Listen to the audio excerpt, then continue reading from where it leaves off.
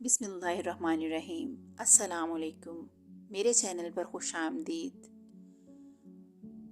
आज की कहानी शुरू करने से पहले मेरे चैनल को सब्सक्राइब कर दें, बेल आइकन को भी प्रेस कर दें ताकि आने वाली नई नई कहानियाँ सबसे पहले आपको मिलें। चले कहानी शुरू करते हैं।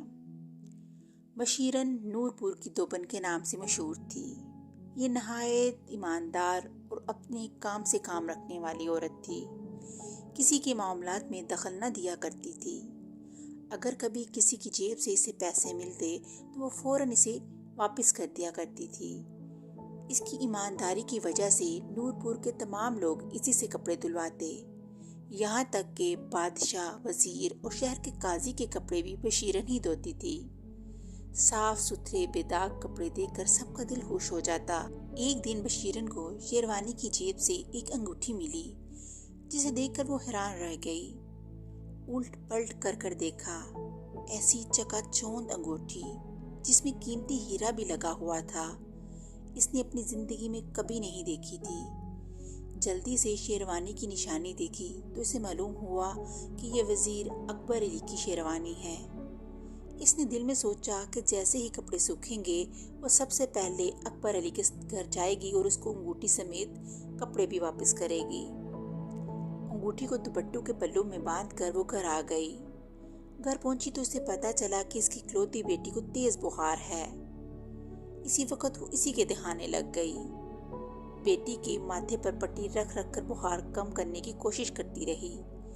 आखिर थकन से चूर होकर बेटी के सरहाने के साथ ही सो गई। आंख खुली तो देखा आधी रात हो गई थी। बेटी की फिक्र में अंगूठी की जानब इसका ध्यान हट चुका था और भूल चुकी थी। इधर महल में बादशाह सलामत की अंगूठी गुम हो गई थी। महल का हर शख्स फिक्रमंद था, और क्यों ना होता, वो बादशाह सलामत के वालिद की वाहिद निशानी थी। बादशाह ने महल का कोना कोना छान लिया, लेकिन अंगूठी ना मिली। वजीर अकबर अली ने भी दूसरे खादमों की तरह चेहरे पर फिक्रमंदी का इजहार किया, अंगूठी की तलाश में मसरूफ रहा। इधर बशीरन दोबन अपनी बच्ची की तबीयत की वजह से बेहद फिक्रमंद थी। इसी परेशानी में वो कपड़े धोने भी नहीं गई। 3 दिन की तलाश के बाद बादशाह ने ऐलान करवाया कि जिसको भी वो अंगूठी मिलेगी या ढूंढ कर लाएगा, इसे 1000 सोने की इशरफियाँ दी जाएंगी। ये ऐलान सुनते ही नूरपुर का हर शख्स अंगूठी ढूंढने की कोशिश करने लगा। लाओ बेगम मेरी शेरवानी, जो मैं 3 दिन पहले दरबार पर पहन कर गया था। वजीर अकबर अली किसी ख्याल से खुश होते हुए बोला, वो तो मैंने कमरे में कुंडी पर लटका दी थी। वजीर की बेगम ये कहकर शेरवानी लेने चली गई। अरे यहाँ से शेरवानी कहाँ गई? वजीर की बेगम की चीख निकल गई। वजीर अकबर अली दौड़ता हुआ आया। ये क्या कर दिया? शेरवानी कहाँ गुम कर दी? अकबर अली के चेहरे पर हवाइयाँ उड़ रही थीं। इसी दौरान वजीर की बहन आ गई और वजीर अकबर अली से बोली, भाई वो तो मैंने दोबन को परसों ही दे दी थी। ये सुनकर अकबर अली की आवाज़ हलक में घुट कर रह गई, क्योंकि बादशाह की अंगूठी चुराने का माजरा इसके अलावा सिर्फ इसकी बीवी को मालूम था, और चूंकि बहन इस बात से बेखबर थी, लिहाजा इसने ना बताने में ही आफियत जानी।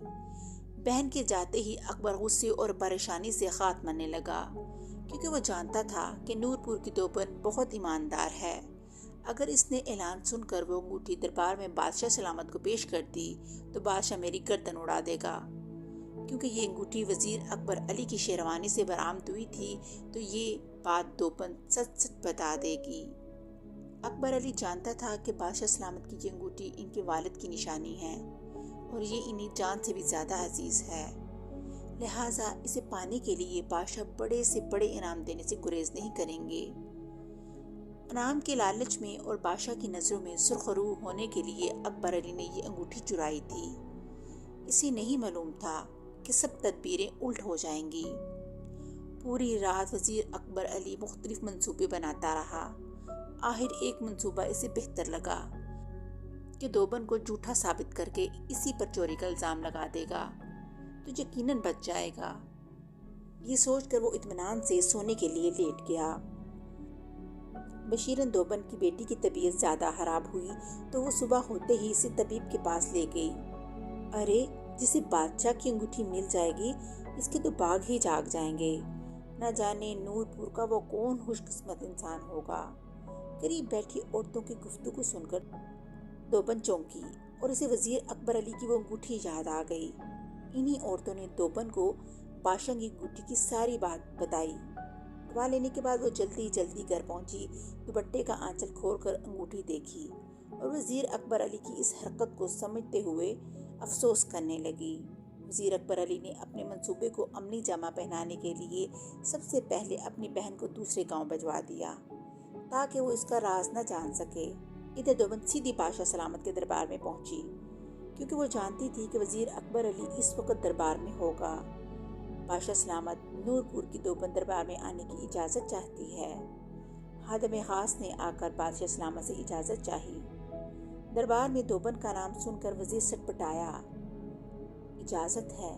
بادشاہ سلامت نے دوبن کو دربار میں آنے کی اجازت دے دی۔ کہو بشیرن کیا بات ہے؟